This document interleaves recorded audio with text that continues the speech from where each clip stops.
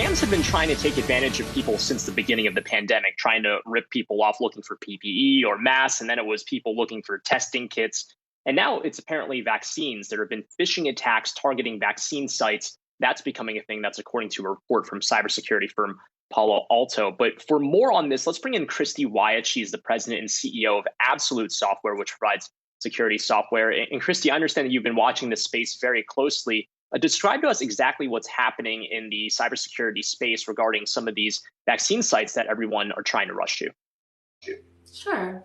I think the best place to start is to understand that what you have is a mass mobilization of devices. So we're standing up vaccination sites in all sorts of unusual locations with lots of different individuals, volunteers. Now we have the military participating. And so we have a lot of patient information and a lot of vulnerable information going into unusual locations. And that just opens up a lot of opportunity for bad actors to try to target either those devices or those individuals, knowing that people are just trying to access the vaccine. So then, Christy, for our viewers out there who may have been the subject of this or are nervous about being targeted here by some of these scammers, what can they look out for? I mean, what are some of the trends that you're noticing? So there's really two different pieces that I'd pay attention to. The first is, and I think you mentioned it earlier, when the pandemic started, there was a lot of online phishing or fake websites targeting test kits or PPE. And then we saw that move to a lot more scams focused around stimulus dollars and how you get access to more resources. And now we're seeing it happen around vaccinations. So you also have, a lot of variety state by state where how you sign up and how you receive care is going to vary depending on where you are. So you have to take that extra step to make sure that the website you're going to is actually the authorized, the official one. It's always good to go to a government website and work your way back from there. It feels very uncomfortable for a lot of consumers because they're being asked to do almost exactly what we've told them not to do, put in a lot of personal information to register for these sites. So pay a lot of attention to the site you're going to the URL, to the source of the information. I was going to say, Christy, can you expand on that?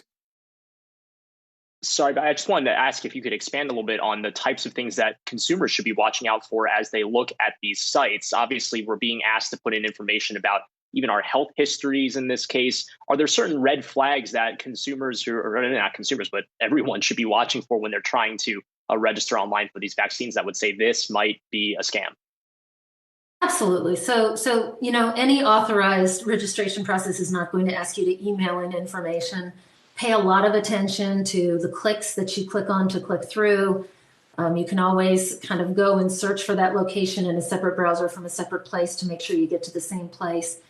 A lot of these phishing scams and attacks are very, very clever. They try to make the URL or the UI of the website you're going to look a lot like the one that you think you're trying to go to. And part of the challenge is that these are all new sites. It's not, if somebody was trying to pretend that they were your bank or your employer, you'd have a better chance of catching it because you're used to seeing those sites. But many of these sites are new.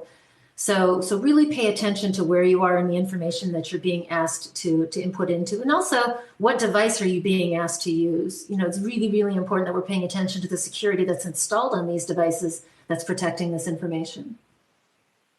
Christy, what about, and I don't know if you can answer this, but we've heard risks about people posting pictures of their COVID-19 vaccination cards, that scammers could use that information, money and people's or information there in order to get money or to get more information about whoever is posting that. Does that pose a fraud risk in your opinion?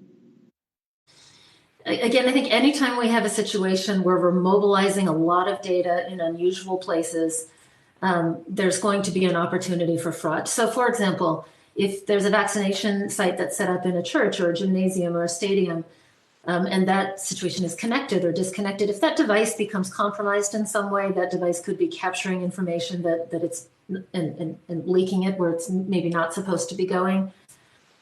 So there is a lot of opportunity for bad actors to sort of insert themselves into the process in a whole host of different ways. I think in general, if you there's a lot of trusted voices. You know your caregivers. You can go back and validate on the various different government registration forms. If you feel uncomfortable about the data that you're being asked to input, by all means, go back in and ask more questions. But this is really a time to be vigilant. All right. Well, Christy Wyatt, Absolute Software President and CEO, with some pretty important reminders for anyone trying to get that vaccine out there. Thanks again for joining us on Yahoo Finance this afternoon.